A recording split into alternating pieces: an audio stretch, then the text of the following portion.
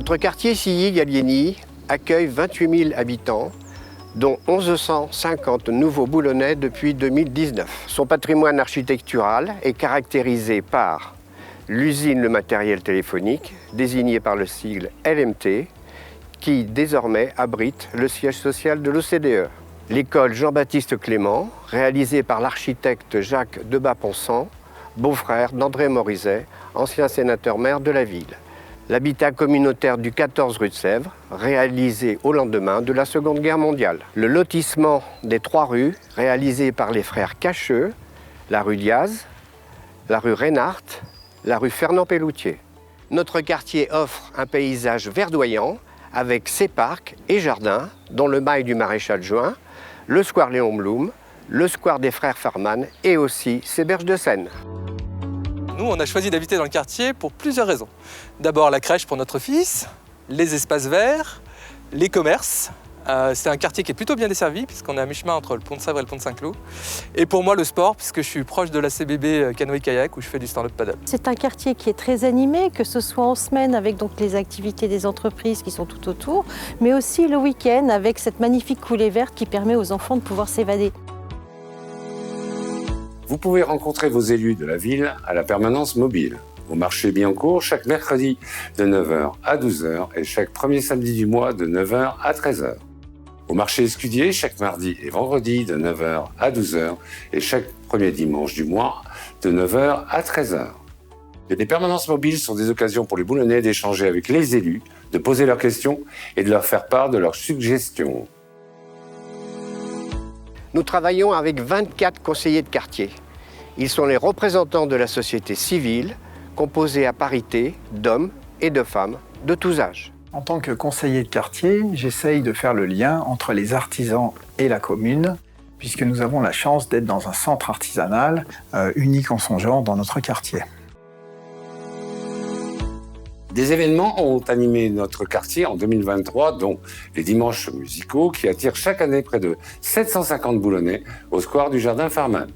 La diffusion de matchs de la Coupe du Monde de rugby au complexe sportif Le Galop avec 7000 spectateurs. Les 80 ans de la création de la 2e division blindée au square Léon Blum avec plus de 6000 personnes. Notre quartier compte un peu plus de 13% des commerces de la ville. 35% des commerces sont dédiés à la restauration. On ressent vraiment une vie de quartier en fait. Les gens sont heureux de vivre là, ils ont leurs commerçants, leurs habitudes. On se situe, c'est vrai, entre la Seine et le gros centre des passages, boulevard Jean Jaurès.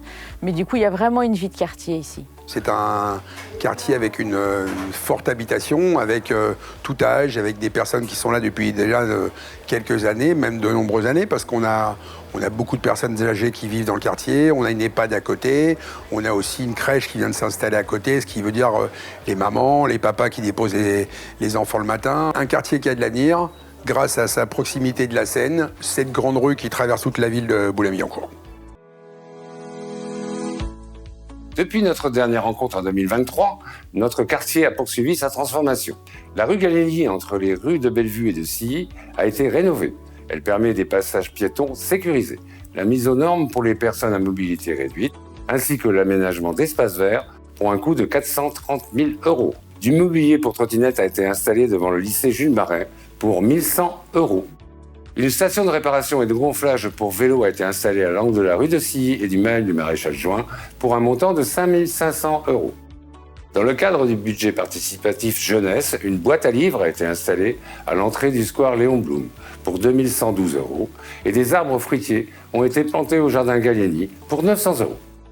En plus de ces réalisations, d'autres projets d'aménagement sont à venir, dont notamment le prolongement du mail du Maréchal Juin suite à une consultation citoyenne, la requalification du square Léon Blum qui fera l'objet d'une concertation avec les riverains du quartier. En tant que conseiller de quartier, nous avons plusieurs missions, dont une qui consiste à effectuer des tournées espace public environ 1 fois par mois. Ces tournées nous permettent de relever les différents dysfonctionnements qui peuvent avoir lieu dans les parcs, la rue et les jardins. Le parcours est défini en amont via les éventuels retours des riverains. Et l'autre aspect de ces tournées est de pouvoir discuter avec les commerçants, bien sûr les riverains, et ainsi de créer du lien dans le quartier. Notre quartier dispose de 16 espaces de stationnement pour les vélos, soit 142 places. 58 espaces de stationnement pour les 2 roues motorisées, soit 343 places. 3 stations de recharge de véhicules électriques disposées en voirie, soit 25 places. La collecte des déchets est faite plusieurs fois par semaine. Les ordures ménagères les lundis, mardis, jeudis et vendredis. Les emballages papier et carton les mercredis. Les déchets alimentaires les mardis et vendredis dès le mois d'octobre. Pour toute information supplémentaire, n'oubliez pas l'application mobile 9200 pour accéder facilement à toutes les ressources de la ville. L'application citoyenne Sonnette de Grand Paris Seine-Ouest pour signaler toute anomalie dans l'espace public. La plateforme Assolib pour découvrir les activités proposées par les associations boulonnaises.